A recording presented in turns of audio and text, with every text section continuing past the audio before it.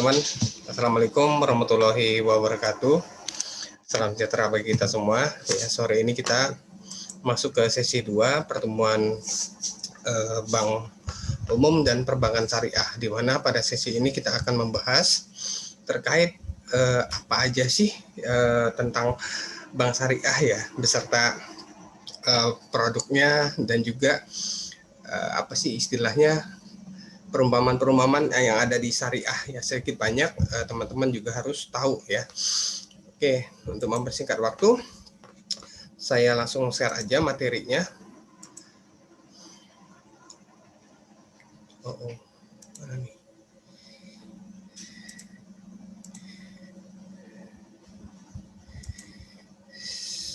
Sebentar.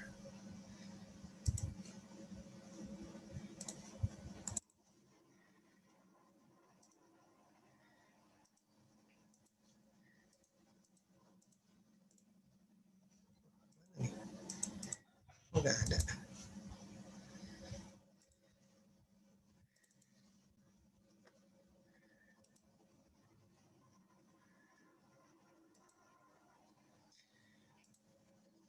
Lalu dia.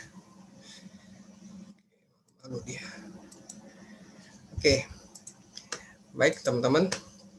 Kita masuk ke materi. Jadi saya harapkan bagi teman-teman yang belum akses pada online, silakan diakses untuk absensi dan juga mengisi post-test yang telah disediakan. Oh ya, untuk informasi selanjutnya bahwa pertemuan minggu depan itu kita ujian tengah semester. Jadi artinya teman-teman usahakan maksimal mungkin mengulang kembali materi pelajaran yang telah disampaikan, dan juga video di Zoom di YouTube itu dilihat-lihat kembali, dan juga ada beberapa terkait dengan OTS atau post-test ya.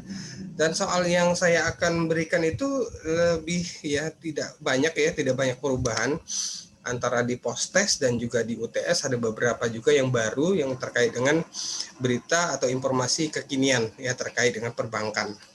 Oke, itu sekilas tentang ujian tengah semester ya. Baik, kita langsung masuk aja Bank Umum dan Perbankan Syariah ya. Oke, sebelum kita masuk, teman-teman usahakan udah mendownload materinya ya. Jadi biar enak kita satu frekuensi nih pada saat belajar ini. Nah, teman-teman perlu ketahui ada 3 hal yang tidak boleh ada di aktivitas syariah. Nah, apa aja aktivitas syariah itu? Yang pertama adalah maisir ya. Maisir ini adalah untung-untungan ya. Lebih tepatnya adalah jika seseorang ya dia bermain ya di dalam suatu ketangkasan atau apa, dia mengharapkan keuntungan yang lebih banyak ya. Begitu juga dengan apabila dia kalah, dia akan merasa kerugian yang sangat mendalam. Nah, itu adalah contohnya seperti main judi ya. Kalau kita main judi itu kan untung-untungan ya. Kalau menang oke, dapat gede, saya juga pasang taruhan yang besar. Ya, apabila kalah ya juga akan mengalami kesedihan yang mendalam karena kalahnya juga besar. Nah, itu untung-untungan. Itu tidak boleh ada di aktivitas syariah ya teman-teman. Itu yang pertama ya. Saya akan membahas sedikit konsep dasar dari syariah dulu nih, agar teman-teman nanti bisa satu frekuensi di materi ini ya. Nah, yang berikutnya adalah gharar ya.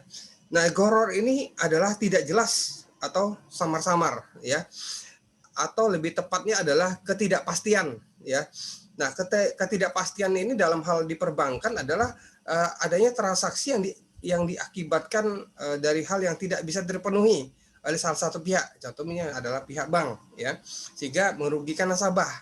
Nah, itu adalah salah satu yang ketidakjelasan ini sangat-sangat dilarang ya di konsep dasar syariah seperti itu ya. Itu gharar. Nah, yang terakhir adalah riba. Nah, teman-teman pasti familiar nih dengan kata riba ya. Nah, kalau udah bicara riba itu bicara bunga ya. Nah, kalau di sini pengertian riba itu adalah lebih cenderung istilahnya adanya tambahan ya. Tambahan artinya yang menjelaskan penambahan apa misalnya terhadap utang ya. Jadi artinya saya minjem 10.000 ya kan. Nanti saya kembalikan jadi 12.000, artinya bunganya 2.000. Nah, itu tidak diperbolehkan ya di dalam konsep syariah apalagi di bank syariah. Nanti kita akan bahas konsepnya seperti apa sih sistem yang dianut oleh syariah ini ya. Dan tentu teman-teman ketahui juga bahwa di syariah ini ya, di bank syariah khususnya ini bukan hanya untuk umat muslim ya, untuk non muslim juga banyak ya. Jadi artinya peminatnya bank syariah ini juga dari non muslim juga banyak ya. Seperti yang kita ketahui, boleh dicek di daerah-daerah yang banyak non muslimnya seperti di Medan ya, Jawa Tengah, dan juga kalau di negara-negara lain seperti di London ya, di beberapa daerah di sekitar wilayah Inggris itu mereka lebih cenderung banyak menggunakan sistem syariah. Karena apa? Ada bagi hasilnya. Nah, itu dia. Jadi ini bukan hanya untuk umat muslim, hanya ini berlaku untuk semua kalangan ya, agama seperti itu. Ya, itu dasarnya dulu nih. Yang kedua, kita belajar tentang mudharabah, di mana di sistem syariah ini ada namanya bagi hasil. Nah, bagi hasil ini untuk menghindari riba, teman-teman. Nah, jadi pengganti dari bunga, sebenarnya bukan bunga ya, lebih tepatnya adalah bagi hasil. Nanti konsepnya akan dibahas tuntas di materi ini. Ya. Nah, apa itu mudharabah? Pembagian keuntungan ya untuk setiap peserta berdasarkan ketentuan atau kesepakatan di awal, intinya seperti itu ya. Contoh misalnya begini, saya punya project nilainya 1.000 ya. Nah, saya menyetorkan uang sebesar 500 perak ya. Si B teman saya menyetor 30 perak 300 perak, sorry. Nah, sisanya teman saya si C itu 200. Jadi artinya jika terjadi ya ada keuntungan yang didapatkan dari hasil penjualan 1.000 tadi ya, maka saya akan mendapatkan porsi, saya pembagian bagi hasilnya 50% dari keuntungan tersebut ya.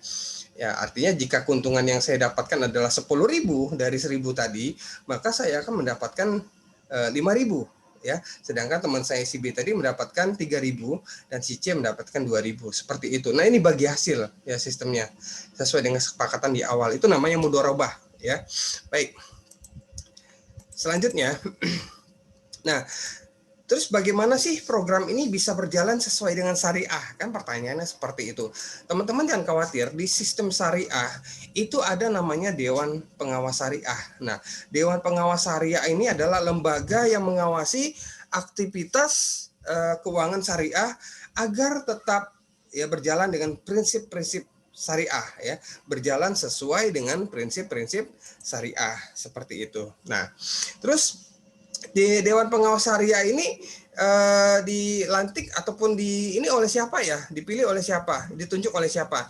Nah, Dewan Pengawas Syariah ini teman-teman, mereka ini ditunjuk oleh Dewan Syariah Nasional. Nah, jadi ada namanya Lembaga Dewan Syariah Nasional bekerja sama dengan MUI, Majelis Ulama Indonesia, ya. Jadi mereka ini adalah orang-orang yang ditunjuk oleh DSN tadi dan MUI, ya. Jadi tugasnya apa aja? Nah, tugasnya sangat luar biasa, di mana Dewan Pengawas Syariah ini tentunya dia mengawasi kegiatan operasional bank sesuai dengan fatwa yang dikeluarkan oleh DSN, Dewan Syariah Nasional, ya. Tentunya dengan prinsip-prinsip syariah, ya. Apabila melanggar atau keluar dari jalurnya, nah Dewan Pengawas Syariah ini akan menegur, ya. Yang berikutnya adalah menilai aspek syariah sesuai dengan pedoman dan produk syariah yang dikeluarkan oleh bank, ya. Terus menyampaikan laporan hasil pengawasan syariahnya itu ya sekitar 6 bulan sekali itu kepada direksi, Dewan Komisaris Bank Indonesia dan OJK. Jadi adalah pihak-pihak yang berkepentingan untuk mendapatkan laporan dari Dewan Pengawas Syariah, ya seperti itu. Jadi Pak, kalau di perusahaan ini levelnya Dewan Pengawas Syariah ini apa ya? Oke, ini peranannya sangat penting teman-teman ya. Mereka ini bisa lebih tinggi levelnya dari Dewan Komisaris dan Direksi ya. Jadi artinya segala macam kebijakan yang diambil Dewan Komisaris dan Direksi harus mendapat persetujuan dulu dari Dewan Pengawas Syariah. Jadi istilahnya jenjangnya lebih tinggi nih ya, Dewan Pengawas Syariah kalau di bank syariah. Oke. Baik, kita lanjut. Nah, itu kita sekilas mengenai konsep dasarnya dulu nih ya. Nah, kemarin kita juga udah belajar teman-teman, yaitu bank berdasarkan fungsinya ya. Ada bank umum dan juga bank BPR. Nah, bank umum juga ada bank syariahnya, dan juga BPR juga ada BPR syariahnya. Saya nggak akan bahas ini karena kita udah belajar di beberapa waktu yang lalu ya. Untuk mengulang kembali silakan tonton di video YouTube ataupun di materi yang sudah saya sampaikan ya. Nah, jenis bank berdasarkan kegiatan operasionalnya. Nah, di mana bank konvensional, ya kita bedakan ya teman-teman, bank konvensional dan juga bank syariah ya. Nah, bank konvensional menurut operasinya yaitu adalah sudah menjadi kebiasaan ya, berdasarkan kesepakatan umum ya, seperti adat atau kebiasaan atau kelaziman. Nah, itu bank konvensional nih yang udah berjalan ya. Terus yang berikutnya ada bank syariah ya. Nah, terus bank syariah ini operasinya sesuai dengan prinsip-prinsip syariah ya. Prinsip Islam ya, syariah Islam ya. Khususnya yang menyangkut tata cara bermuawalah secara Islam. Nah, artinya bermuawalah itu artinya berprinsip secara Islam. Nah, seperti itu ya. Baik. Selanjutnya, beda antara bank konvensional dan bank syariah ya. Nah, secara fungsinya ya, bank konvensional ini ada intermediasi dan juga jasa keuangan ya. Kalau di bank syariah, di sini tentunya intermediasi ada, manajer investasi juga ada, ya, investor sosial jasa keuangan juga ada, ya. Secara prinsip operasi tentunya berbeda antara konvensional dengan bank syariah, teman-teman. Nah, jika di bank konvensional, ya, di sini mereka mengenakan bunga, ya, dan juga ada uang itu sebagai komoditi, ya. Kalau di konvensional ini uang komoditi maksudnya seperti ini. Ya, komoditi ini adalah sesuatu yang menghasilkan ya. Nah, kalau di syariah uang itu sebagai alat tukar saja, bukan komoditi. Saya ambil contoh yang paling simpel biar teman-teman bisa mengerti begini.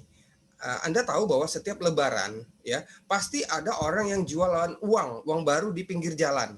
Ya pasti semuanya kita sepakat setuju ya, di lebaran-lebaran manapun pasti ada orang jual uang. Di mana uang 100.000 itu dijual dengan harga, uang misalnya pecahan 2.000 nih, pecahan 2.000 kan 200.000 ya, dijual dengan 205.000 contohnya. Jadi ada keuntungan 5.000. Nah, itu uang sebagai komoditi. Ya, ada keuntungan 5.000 di sana. Nah, sedangkan kalau di syariah itu tidak boleh terjadi ya. Karena uang itu di syariah itu bukan sebagai alat komoditi, tetapi di sana adalah bagi hasil. Nah, seperti itu ya. Itu kita bedakan antara prinsip operasi konvensional dan juga prinsip syariah ya, seperti itu. Baik. Dari likuiditas ini bahwa bank konvensional ini mereka meletakkan dananya di pasar uang, dan juga ada beberapa dari bank sentral, dan juga kalau bedanya lebih tepatnya begini. Kalau bank syariah, mereka meletakkannya adalah di saham-saham yang berada di Jakarta Islamic Index ya. Nah, Jakarta Islamic Index itu banyak ya manajer investasinya, ada apa ya, saya sambil contoh, saya lupa pula namanya ada. Oke, jadi mereka itu meletakkan dananya itu bukan di saham-saham yang LQ45 atau saham-saham blue chip yang lainnya ya, yang di konvensional ya. Ya, contohnya apa? Contohnya misalnya di perusahaan hotel, perhotelan, misalnya saham-saham di perusahaan bir, ya rokok, ya seperti itu. Tidak. Nah, kalau di Jakarta Islamic Index, mereka yang meletakkan dana masyarakat itu mengelola dananya dengan manajer investasinya di saham-saham yang tidak mengandung 3 unsur tadi. Apa itu? Maisir, goror, dan riba, atau alias mengandung unsur haram. Ya, apa aja itu Pak? Contohnya Pak, perusahaan yang diletakkan dananya oleh investor. Ya, contohnya di saham-saham yang berada di Unilever. Ya, kita tahu bahwa Unilever itu menjual produk-produk seperti peralatan hari-harian ya, seperti sampo, sabun, dan lain-lain. Ya, deterjen. Nah, yang kedua adalah Telkom. Telkom itu adalah perusahaan telekomunikasi ya, yang tidak ada unsur haramnya ya, karena jasa telekomunikasi. Yang ketiga adalah Astra Internasional. Kita tahu bahwa Astra Internasional itu adalah perusahaan jual beli mobil ya, yang tidak ada unsur haramnya di sana. Nah, itulah perusahaan-perusahaan ya yang diletakkan sahamnya di Jakarta Islamic Index ya, seperti itu teman-teman. Dan juga perusahaan-perusahaan lainnya ya. Baik.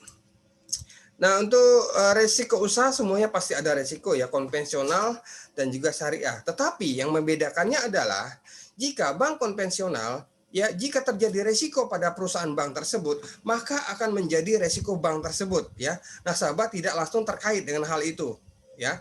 Nah, sedangkan untuk bank syariah, ya, konsep syariahnya udah jelas. Jika masalah yang dihadapi oleh bank, maka nasabah pun ikut terkait di dalamnya, ya, karena mereka membuat suatu prinsip namanya prinsip keadilan dan kejujuran. Nah, jadi artinya di sini lebih lebih kerjasamanya lebih bagus ya di syariah ini, karena sama-sama mereka membangun antara bank dan nasabahnya seperti itu, ya. Beda dengan bank konvensional. Nah, jika struktur organisasi di konvensional ini komisaris dan juga tidak ada dewan pengawas syariah, dan ada di sini hanya dewan komisaris dan dewan direksi sebenarnya, ya. Di bank syariah ada 3, yaitu dewan komisaris, dewan direksi, dan juga dewan pengawas syariah, ya. Jadi artinya mereka inilah adalah petinggi-petinggi, ya, yang menjalankan aktivitas di bank syariah seperti itu, ya. Baik. Untuk jenis bank syariah ada 2, ya, teman-teman. Yang pertama bank umum syariah. Nah, bank umum syariah ini adalah bank yang betul-betul awal pendiriannya adalah secara syariah, prinsip syariah, ya. Tidak ada konvensional sedikit pun di dalamnya. Contohnya bank apa, Pak? Ini dia. Bank Muamalat. Bank Muamalat ini adalah bank pertama di Indonesia, teman-teman. Jauh sebelum bank syariah milik pemerintah, ya. Nah, ini adalah bank Muamalat, ya. Bank itu adalah bank swasta. Nah, setelah itu baru diikuti oleh Bank Syariah Mandiri. Ini adalah bank milik Bank Mandiri, ya, sebenarnya sih. Karena Bank Syariah Mandiri ini sebenarnya adalah bank swasta, teman-teman, ya. Tapi kepemilikannya adalah Bank Mandiri, ya, sahamnya 99% dan 1%-nya ada masyarakat, maka secara tidak langsung mereka dinyatakan sebagai anak perusahaan BUMN, seperti itu. Tapi dari kategorinya Bank Syariah Mandiri ini adalah swasta, teman-teman, ya. Begitu juga dengan Bank BNI Syariah, ya. Bank BNI Syariah ini juga adalah anak perusahaan dari Bank BNI, ya. Nah, mereka mendirikan suatu perusahaan bank baru, ya, dengan konsep syariah namanya BNI Syariah, ya.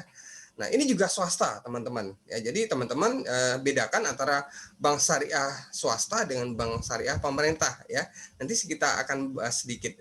Nah, di sini ada Bank BRI Syariah sama, ya. Bank BRI Syariah ini juga swasta, teman-teman, ya. Tetapi karena dia dikategorikan anak perusahaan BUMN. Nah, yang bank milik pemerintah itu sebenarnya adalah BRI-nya, ya, tapi karena dia ada saham-saham milik masyarakat umum dan lain-lain, maka setengahnya, kalau dibilang ya, setengahnya milik pemerintah karena ada sahamnya milik perusahaan BUMN, yaitu Bank BRI di sana, ya. Dan Bank Syariah Mega Indonesia ini adalah full, ya, swasta, dan ini milik salah satu Citi Group, ya, Trans Group dan segala macam. Nah, ini Bank Syariah betul-betul murni mereka kegiatan operasional secara syariah, didirikan secara prinsip-prinsip syariah. Nah, yang kedua adalah bank, ya, yang menginduk kepada bank umum konvensional, ya. Nah, ini mereka di struktur organisasinya mereka adanya unit usaha syariah di perusahaan bank konvensional tersebut, ya. Mereka dianggap sebagai unit, bukan bank yang berdiri sendiri, enggak, tapi mereka tetap masih menginduk kepada bank konvensional. Nah, contohnya apa? Ya, contohnya di sini ada Danamon Syariah, ya. Nah, Bank Danamon Syariah itu sebenarnya mereka menginduk kepada bank konvensional, yaitu Bank Danamon. Nah, sedangkan syariah di sana dia hanya unit syariah, ya. Dan begitu juga Bank Permata Syariah, ya. Bank Permata Syariah ini juga nginduk ke Bank Permata, ya, dan dia Bank Permata Syariah dianggap sebagai unit. Dan juga pelaporan di Bank Indonesia juga berbeda seperti itu, ya. Begitu juga Cemniaga Syariah, ya, Bank DKI, bank dan bank lain, ya, sebagai. Dan teman-teman, ya, informasi di sini adalah bahwa dana pengelolaan secara syariah dan juga dana pengelolaan secara konvensional itu tidak bisa digabung, teman-teman, ya, karena mereka dua konsep sistem operasinya berbeda, ya. Yang satu menganut syariah, ya, dengan ketentuan prinsip-prinsip syariahnya. Yang satu lagi konvensional, yaitu bebas, ya, tidak ada unsur gharar tadi, ya. Yang ada unsur gharar, ada 3 hal tadi: gharar, maisir, riba tadi. Nah, soal konvensional. Nah, Terus bagaimana Pak laporannya bank yang syariah yang ada unitnya tadi? Nah, untuk bank-bank yang ada unit syariahnya yang induk kepada bank konvensional, mereka membuat 2 laporan, teman-teman. Ya, laporan syariahnya juga ada, dananya pun dikelola secara terpisah, dan juga laporan bank konvensionalnya. Ya, jadi artinya pada saat mereka pengumuman pada saat RUPS ataupun membuat laporan manajemen atau membuat laporan tahunan yang dipublish di websitenya mereka, ada neraca, rugi laba dan segala macam, mereka membuat 2 nih, ya, membuat 2 laporan terpisah, ya, syariah dan juga konvensionalnya. Nah, itu kalau yang nomor 2 yang kita bahas ini, ya. Ingat, dana itu nggak bisa digabung, ya, antara syariah dan konvensional itu adalah hal yang terpisah, ya. Oke. Kalau ada pertanyaan boleh dituangkan di kolom chat. Ya, selanjutnya perkembangan syariah ini cukup signifikan, teman-teman. Dari tahun 2008 sampai tahun 2012, di mana aset perbankan itu tembus 4.000 triliun ya di per September 2012. Wow, luar biasa aset ya, dari kategori aset ya. Sedangkan DPK atau dana pihak ketiga dan kredit itu tembus 3.000 dan 2.500 triliun. Jadi artinya secara kepeminatan nasabah kita ya terhadap bank syariah ini cukup tinggi ya peminatnya ya. Perlahan-lahan mereka istilahnya mengambil market share-nya ya, market share-nya milik bank konvensional ya, karena mereka punya konsep yang saya bilang di awal tadi adalah bagi hasil yang itu sangat bagus banget ya dibandingkan dengan konvensional. Nah, seperti itu. Oke, nah di sini pertumbuhan besaran ya ketutup nih. Yang stabil menunjukkan industri perbankan Indonesia cukup tahan terhadap krisis global. Nah, ini sudah dibuktikan pada tahun 2013 kita mengalami krisis global ya, teman-teman. Di mana pada saat krisis global tersebut ya salah satu yang memberikan dampak yang paling kuat ya dari perekonomian Indonesia itu adalah dari syariah ya. Karena di sana yang kedua adalah dari sisi UMKM ya, karena punya cakar ataupun pondasi yang cukup kuat ya untuk mengamankan istilahnya dari sisi ekonomi kita ya. Ini sangat bagus banget ya dari goncangan ekonomi internasional seperti itu. Ini luar biasa ya. Apalagi pada saat ini pemerintah berencana menggabungkan 3 bank ya milik anak perusahaan BUMN-nya tadi, yaitu BRI Syariah, Bank Syariah Mandiri dan juga BNI Syariah. Ya, artinya mereka akan menjadi bank raksasa ya, masuk 10 besar nih ya nasional di Indonesia. Yang artinya secara prinsip ya pemerintah ini menyetujui ya untuk pengembangan ekonomi syariah ya di Indonesia. Artinya Indonesia juga nggak mau ketinggalan seperti negara Malaysia dan juga Inggris ya di London tadi, yang mereka udah lebih dulu ya secara konsep syariahnya lebih maju ya, lebih unggul daripada di Indonesia. Padahal mayoritas Muslim terbesar di Asia Tenggara ini adalah Indonesia, tetapi kok malah Malaysia yang lebih dulu maju, nah seperti itu. Nah, ini adalah satu tujuan dari pemerintah Indonesia dengan menggabungkan 3 bank itu akan menjadi ekonomi syariah kita lebih maju ya, istilahnya mengimbangilah dengan Malaysia seperti itu. Baik, selanjutnya sistem bunga dan sistem bagi hasil, di mana sistem bunga di sini ya teman-teman bisa baca ya ketentuan dari bunga-bunga dan juga ada bagi hasil. Yang pertama, bunga dibuat pada akad ya dengan asumsi usaha akan selalu menghasilkan keuntungan, itu bunga ya. Jadi pada saat teman-teman di bank konvensional udah pasti lihat ada bunganya berapa ya.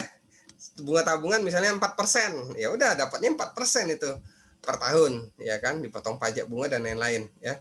Nah, sedangkan kalau bagi hasil ini tentunya seperti cerita saya di awal tadi ya. Tentu besar rasio ya atau bagi hasilnya itu disepakati pada saat awal ya akad ya. Jadi artinya mereka juga udah mempertimbangkan untung dan rugi ya. Artinya pada saat terjadi untung ya syukur alhamdulillah dapat. Jika terjadi rugi ya ruginya dibagi sama-sama, seperti itu ya. Itu dari sisi bagi hasil. Nah, jumlah presentasinya ya pada jumlah dana atau modal yang dipinjamkan. Nah, ini contoh misalnya pinjaman ya. Nah, jadi artinya misalnya besaran pinjaman untuk kredit UMKM misalnya di bank itu per tahunnya adalah 24% misalnya dari pokok misalnya, ya. Itu udah jelas ya bunganya 24% per tahun ya, dibagi aja per bulan berarti berapa persen itu per bulannya ya. Sedangkan kalau bagi hasil ini rasio besarannya itu ya didasarkan pada jumlah keuntungan yang diperoleh ya. Nah, hitung-hitungannya di sini udah jelas pada saat pinjaman di bank syariah dengan pinjaman di bank konvensional itu sangat berbeda. Udah jelas di bank konvensional pinjamannya bunganya 24%. Nah, sedangkan kalau di di bank syariah mereka tetap mengedepankan pola syariah ya, sistemnya bagi hasil berdasarkan dari keuntungan yang diperoleh dan lain-lain ya. Di sini teman-teman bisa baca, ini kalimatnya cukup jelas. Kalau nggak bisa, kalau nggak ada pertanyaan boleh dituangkan di kolom chat terkait dengan sistem bunga dan bagi hasil. Karena waktu kita terbatas, kita skip dan kita lanjutkan di materi berikutnya. Nah, ada istilahnya akad transaksi bank di sini teman-teman ya. Apa itu akad? Ya, kalau mendengar kata akad pasti udah familiar, apalagi ada ijab kabul ya teman-teman ya. Baik. Nah, di sini akad adalah keterkaitan antara ijab dan kabul ya dalam lingkup yang disyariatkan dan pengaruh pada sesuatu. Di sini ijab adalah pernyataan pemindahan kepemilikan ya. Nah, artinya pada saat ada orang yang nikah ya pasti ada ijab kabul, ya berarti kepemilikan nih antara orang tua menyerahkan kepada si calon suaminya tadi. Nah, itu ijab. Dan kabul adalah dia menerima ya, pihak yang menerima kepemilikan tadi ya. Artinya si calon mempelai laki-laki dia menjawab, itu namanya kabul. Saya terima nikahnya dengan mas kawin dan kalau dibilang sah baru sah. Nah, itu ijab kabul. Nah, pengertian itu adalah akad teman-teman ya. Nah, akad transaksi bank syariah dibagi dua, yaitu akad tijaroh ya teman-teman ya. Nah, di sini akad tijaroh dan akad tabaru ya. Kita lihat di sini. Ya, akad tijaroh itu apa ya?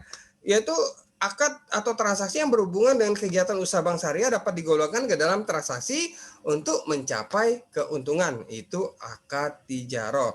Nah, sedangkan akad tabaru ya, akad tabaru adalah transaksi tidak untuk mencari keuntungan semata. Nah, seperti itu. Nah, ini akad tabaru ya. Oke, teman-teman. Nanti istilah-istilah tentang syariah ini sedikit banyak yang kita bahas, teman-teman. Ini ada banyak banget. Nah, teman-teman juga tujuan pembelajaran syariah ini adalah untuk mengenal ya lebih dekat apa itu bank syariah ya. Baik.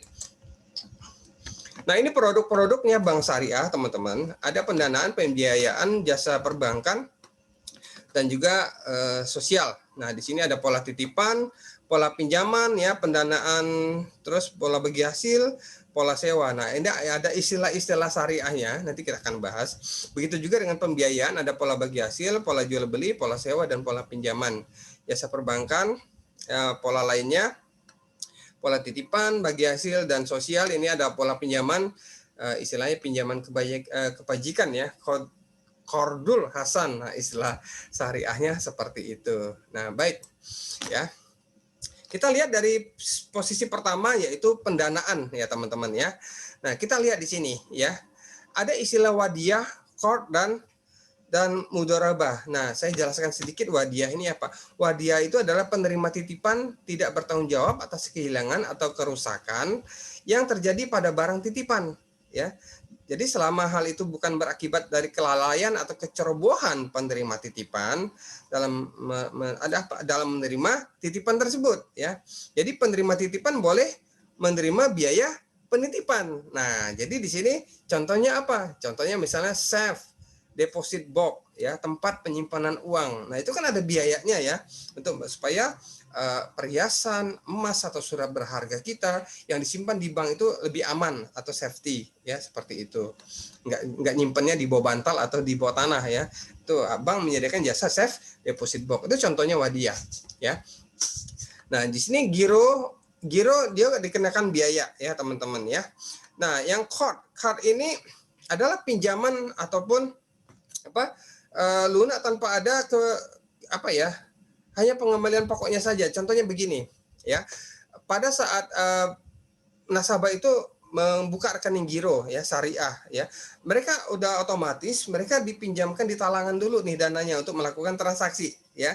Nah, nanti cek atau bilet gironya itu akan diuangkan ya setelah mereka melalui proses clearing yang kita bahas beberapa waktu yang lalu. Nah, itu kan ditalangin dulu ya dananya ya untuk masuk ke rekening si pembeli tadi, misalnya dia pakai cek. Nah, seperti itu. Nah, ini ada biayanya ya. Terus mudharabah atau bagi hasilnya tidak ada karena dia rekening giro, ijarahnya tidak ada juga.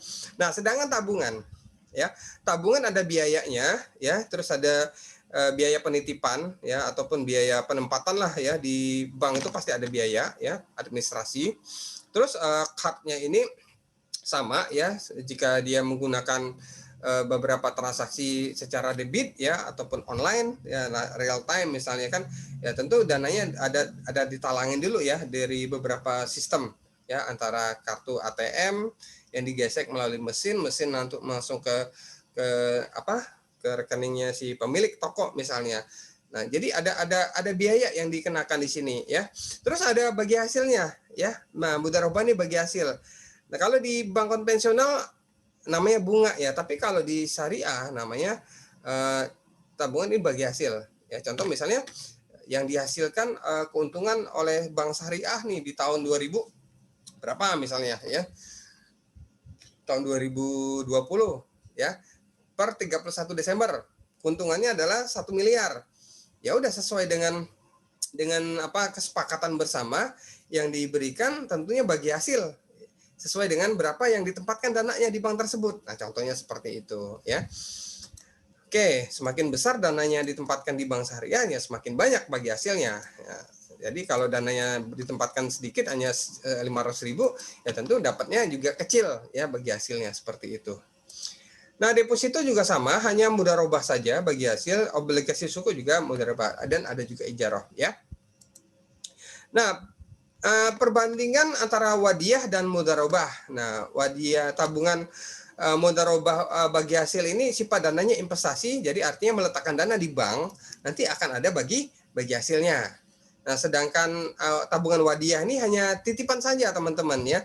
Jadi artinya mereka hanya nitip uang 1 juta, ya udah nggak ada biaya apapun, hanya nitip saja, tentu akan baliknya pun 1 juta seperti itu. Nah, sedangkan kalau tabungan mudharabah ini nitip uang 1 juta, ada bagi hasilnya, ya bisa jadi 1.100.000 ya seperti itu, karena ada bagi hasilnya. Contohnya seperti itu. Nah, penarikan kalau tabungan mudharabah ini dapat dilakukan pada saat periode atau jangka waktu tertentu. Nah, ini sifatnya seperti deposito ya. Tidak sewaktu-waktu bisa dicairkan. Nah, tapi jika tabungan wadiyah, kapanpun nasabah itu butuh, boleh dicairkan dananya ya, setiap saat. Nah, di sini insentifnya bagi hasil mudharabah, sedangkan tabungan wadiyah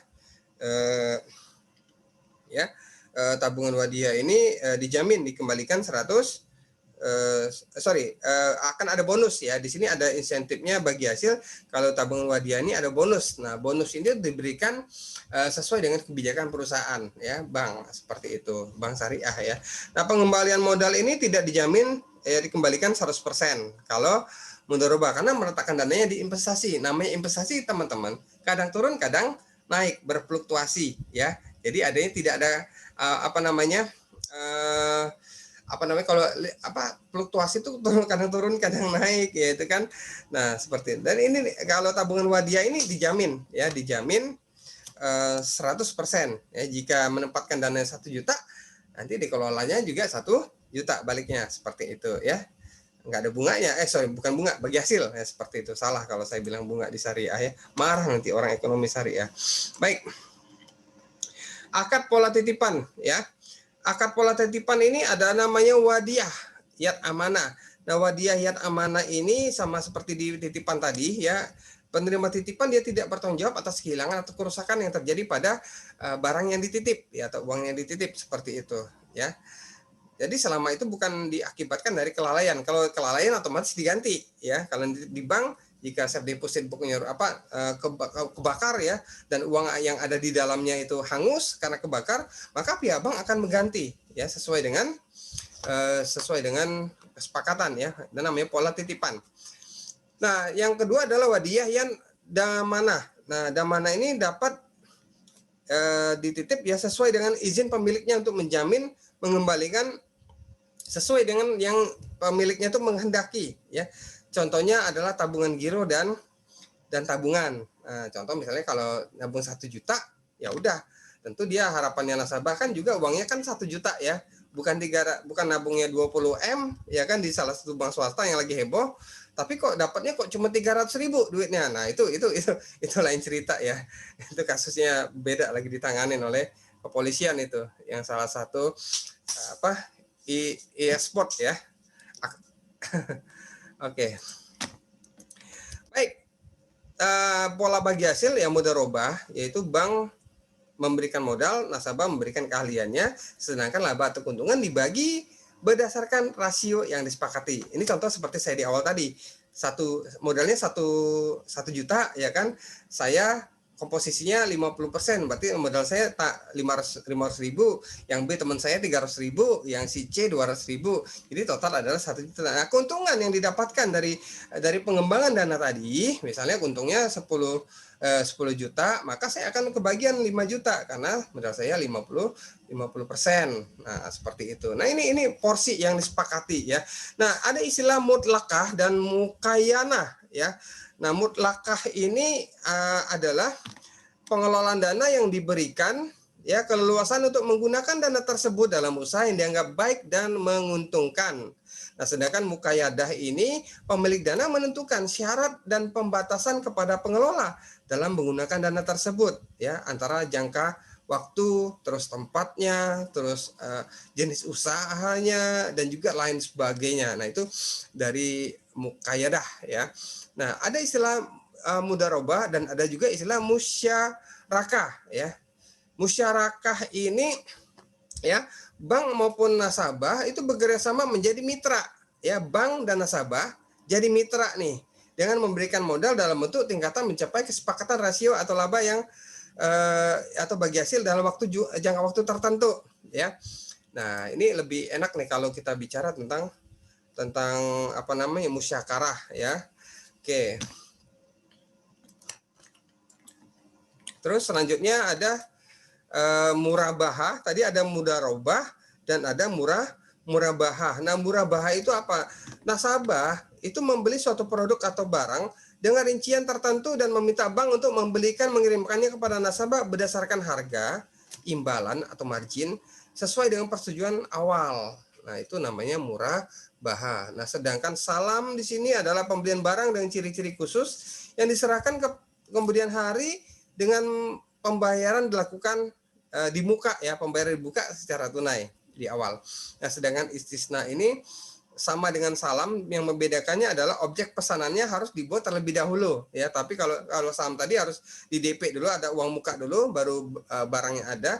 Nah, kalau istisna ini harus dibuat terlebih dahulu pesanannya dengan ciri-ciri khusus, yang membedakannya adalah maka dari sistem pembayarannya aja ya, apakah di tengah dibayar, apakah di awal, apakah di akhir. Nah, kalau di salam kan dia di awal yang minta sistem pembayarannya ya, di muka. Nah, sedangkan kalau istilahnya ini bebas mau di awal, di tengah atau di akhir. Itu akad pola jual beli.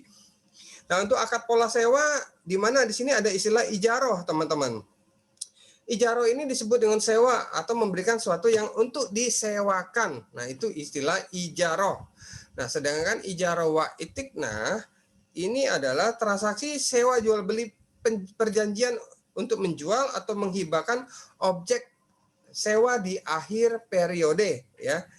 Jadi artinya ada kepemilikan, ada perubahan kepemilikan nih antara di akhir transaksi ya. Contoh misalnya pada saat si A ya kan, dia menempati rumah itu karena sewa, maka status kepemilikannya yang tetap milik yang si pemilik rumah ya, seperti itu. Nah, si A karena dia penyewa, dia berhak menggunakan ya kan, atau mengapa-apakan rumah tersebut ya sesuai dengan haknya sebagai selaku penyewa. Ya, sedangkan si pemilik tadi nggak bisa ngapa-ngapain karena udah haknya si penyewa. Tetapi setelah akhir kontrak sewa berakhir, maka akan dikembalikan seperti semula ya. Jadi artinya jika kerusakan yang diakibatkan oleh si penyewa tadi, dia akan mengganti rugi. Nah, seperti itu. Ini adalah ijaroh wa iktina. Itu penjelasannya ya, seperti itu. Ya. Nah, akad pola lainnya ada wakalah, kafalah, hawala, itu teman-teman bisa baca ya istilah-istilah syariah yang ada di bank syariah, karena waktu kita terbatas ya, kita skip dan teman-teman silakan dibuka lagi materinya, dipelajari. Jika ada yang masih bingung atau silakan bertanya ke saya. Baik, ya. Sebagai penutup, ya teman-teman, kesimpulannya adalah bank umum syariah maupun unit usaha syariah dalam menawarkan masing-masing produk jasanya pada prinsipnya sama dengan bank konvensional. Ya, yang membedakannya hanya pada sistem operasional dan mekanisme yang sesuai dengan syariat Islam. Itu saja yang membedakannya. Di samping itu, layanan perbankan syariah tidak.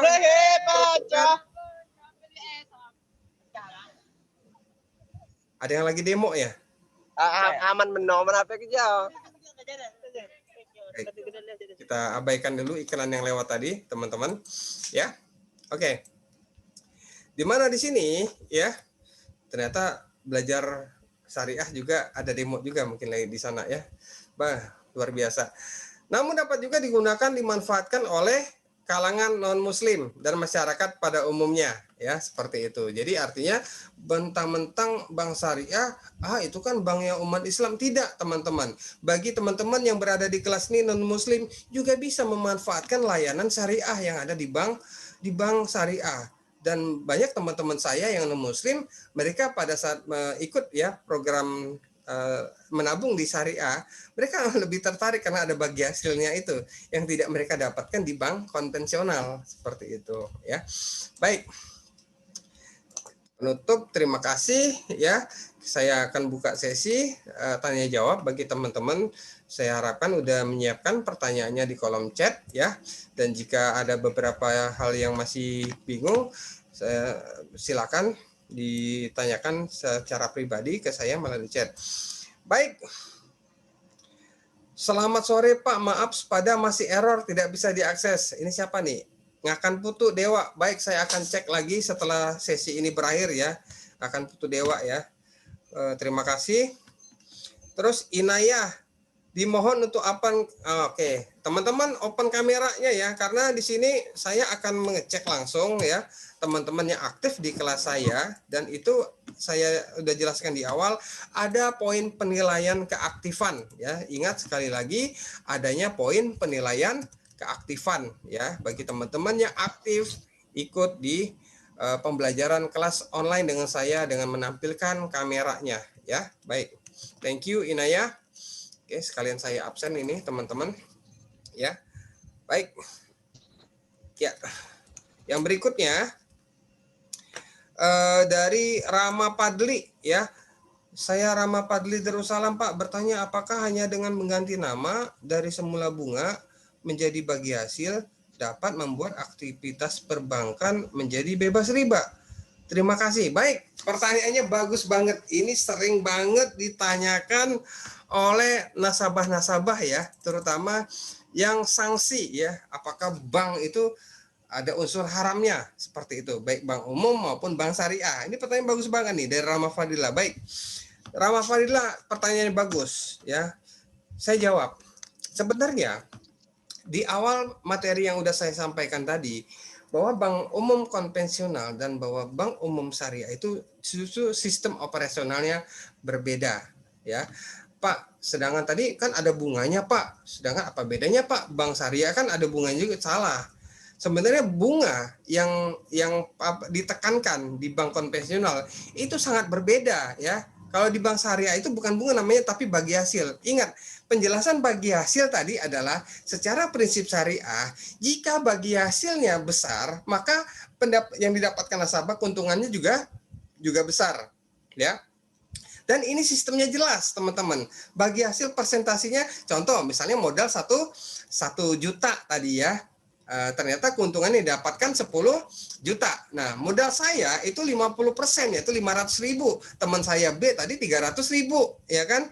Modal awalnya. Teman si C adalah 200.000. Maka dari keuntungan 10 juta yang didapat, dibagikan ke saya tentunya 5 juta. Nah, itu sistemnya jelas banget ya. Nah, ini yang membedakan dengan sistem syariah. Kalau di sistem sistem konvensional. Kalau sistem konvensional ya tentunya yang ditentukan adalah bunga. Contoh misalnya bunga tabungan udah jelas tadi di rata-rata bank itu ya mengenakan bunga itu 4% per tahun. Nah, itu udah jelas bunga ya atau yang didapatkan oleh si nasabah. Nah, sedangkan pendapatan yang didapatkan oleh bank itu tidak ada kejelasan, teman-teman. Bank itu tidak transparan, dapat sumbernya dari mana, kejelasannya di mana, dapat angka keuntungan banknya berapa, ya kan? Tidak ada kejelasan atau tidak ada kepastian. Nah, itu ada unsur maisir, gharar dan riba tadi. Nah, sedangkan di sistem syariah kan tidak ada hal itu. Jadi betul-betul konsep syariah ini sangat jelas, ya. Nah, itu yang membedakan. Jadi artinya bagi teman-teman yang masih berpikir semua bank itu sama Pak ya mencari ini haram ini gini-gini dikelola dananya. Nah, ingat di awal tadi saya udah jelaskan konsep dasarnya dulu nih, konsep dasar syariah. Kalau bank itu haram ya, bank syariah juga haram, tentu fatwa MUI itu tidak keluar ya, dan juga pasti bank yang ada di Arab pun juga haram ya kan, yang ada di negara dimanapun negara-negara Islam terbesar pun haram. Nah, jadi jangan berpikir kita sempit ya, tetap buka lebar-lebar mata kalian ke seluruh dunia bahwa tidak semua bank itu haram ya. Tentunya ya untuk menghindari unsur haram tadi, yang 3 unsur tadi juga maisir, gharar dan riba hanya ada di bank syariah. Bukan saya promosi ya, itu menjawab pertanyaan dari Rama Fadli. Thank you, bagus banget pertanyaannya Rama Fadli. Yang berikutnya, Nur Cahyani. Pak, mana yang lebih menguntungkan Pak, nabung di bank konvensional atau bank syariah? Baik, kalau pertanyaan ini saya jawab tentunya pertanyaan secara pribadi atau secara umum nih ya. Kalau secara umum tentunya saya sarankan kita cek terlebih dahulu kinerja bank tersebut ya. Ada banyak bank yang di Indonesia, bank syariah ya. Apakah begitu juga dengan bank konvensional? Ya, kita lihat performance bank itu setiap tahun apakah dia mengalami penurunan atau mengalami kenaikan. Nah, dan itu butuh namanya investigasi ya, ataupun namanya penelitian. Contoh misalnya Bank Mandiri, apakah dia setiap tahun mengalami kenaikan atau tidak ya performance-nya, atau di bank pemerintah lain seperti BRI ya, atau bank swastanya seperti Cimniaga ya kan, Maybank ataupun bank lain, kita cek dulu ya kan. Nah, kalau yang lebih kelihatan itu adalah secara performance, pasti teman-teman lihat di laporan tahunannya.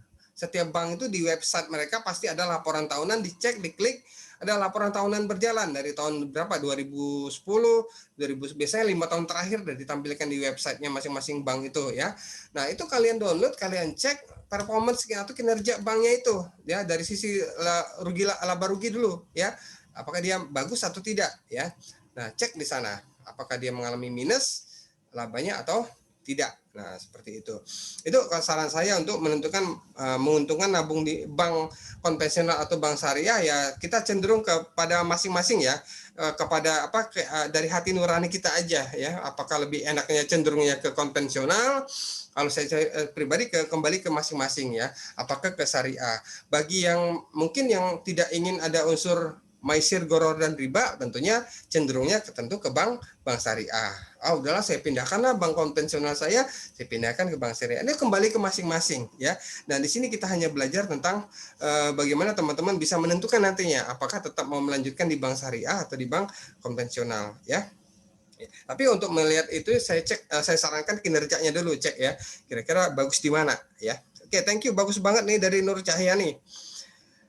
Taufik Ramadan, Pak bertanya, apa benar jika membuka rekening dan menabung di bank syariah itu bebas biaya admin ya Pak? Berbeda dengan bank konvensional. Soalnya dulu pernah baca brosur di Bank Mandiri Syariah, kalau boleh itu kebijakan banknya atau gimana ya Pak? Kok bisa bebas biaya admin? Terima kasih. Baik. Pertanyaannya bagus banget ini, siapa ini? Taufik Ramadan. Bagus. Jadi bank ya, mereka masing-masing menerapkan kebijakan masing-masing bank ya. Artinya jika bank itu tidak mengenakan biaya administrasi ya teman-teman perlu ketahui, bank itu udah kita pelajari kemarin. Selain biaya administrasi ada biaya-biaya lainnya ya. Biaya pengelolaan dana itu pasti ada ya. Penempatan apa sih istilahnya, biaya penempatan, terus biaya apa yang kita pelajari sebelumnya itu banyak banget ya kan. Nah itu ada biaya-biaya. Nah kebetulan yang ditanyakan Taufik ini adalah Bank Mandiri katanya dia tidak mengenakan biaya administrasi. Betul, kalau memang itu adalah kebijakan dari Bank Mandiri. Dan saya rasa bukan hanya Bank Mandiri saja, tempat bank saya menabung seperti Bank Permata dan ada juga Bank BRI, ya mereka menerapkan apa namanya bebas biaya administrasi ya.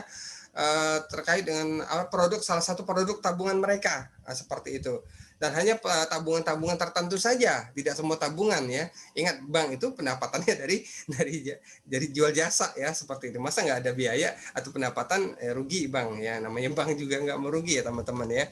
Baik, jadi kembali ke masing-masing kebijakan bank ya Taufik ya, itu saya rasa cukup menjawab lah ya seperti itu ya.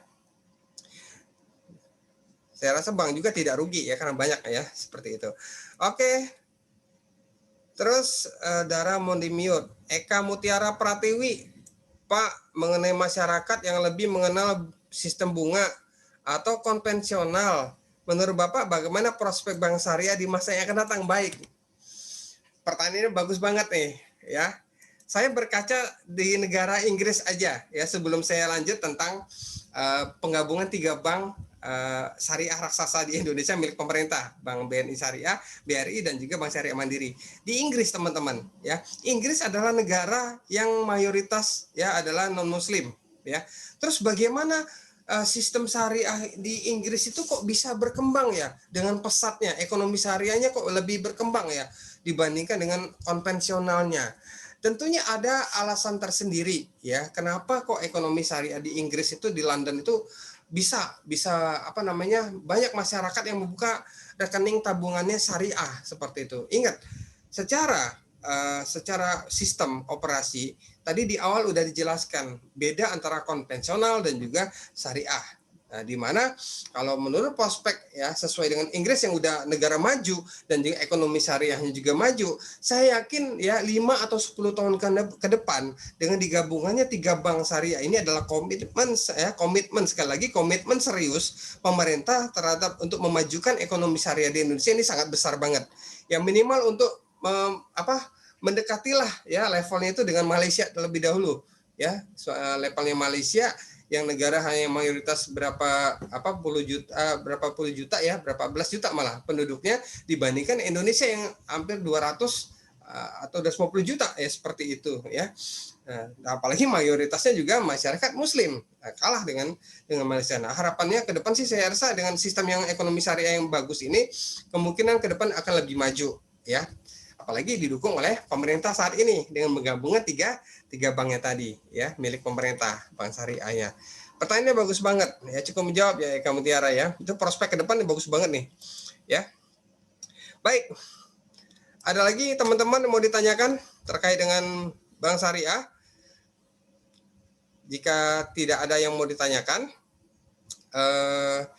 kelas saya rasa kita cukupkan sampai di sini. Terima kasih atas partisipasi teman-teman. Mohon maaf jika ada kekurangan atau kesalahan di masa saya menjelaskan materi hari ini. Ya, tentunya saya doakan kita semua yang hadir di acara online ini diberikan kesehatan yang baik agar bisa mengikuti ujian tengah semester pada nilainya bagus-bagus semua. Amin ya. Dan harapan saya semoga teman-teman ya yang belum mengerjakan post-test ataupun UTS yang kemarin masih ini saya lagi buat penilaian, ada beberapa teman-teman yang belum ikut juga, nanti saya akan coba ya UTS juga masih dikasih untuk kemudahan ya, untuk ada susulan ya bagi yang belum mengikuti ya.